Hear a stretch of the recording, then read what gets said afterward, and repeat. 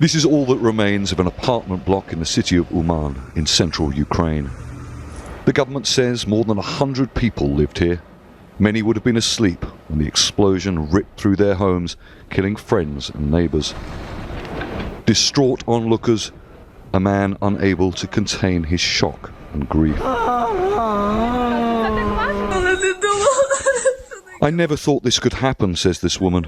We are covered in blood. The rocket hit our building. All the windows have shattered. Children were sleeping here. It's good that they are alive, but I was so afraid. Russia, we hate you. This was one of what the Ukrainian government says were 23 cruise missiles and so-called kamikaze drones that Russia fired in the early hours of Friday morning. Some were reportedly launched from as far away as the Caspian Sea.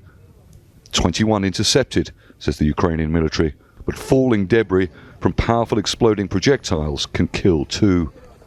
Emergency services carried the dead in body bags to waiting ambulances. Moscow has repeatedly said it doesn't deliberately target civilians, but thousands have been killed by Russian missiles, drones, and shelling in densely populated towns and cities since the war began.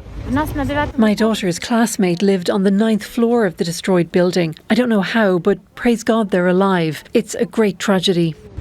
President Volodymyr Zelensky said on his Telegram channel, this Russian terror must face a response from Ukraine and the world, and it will.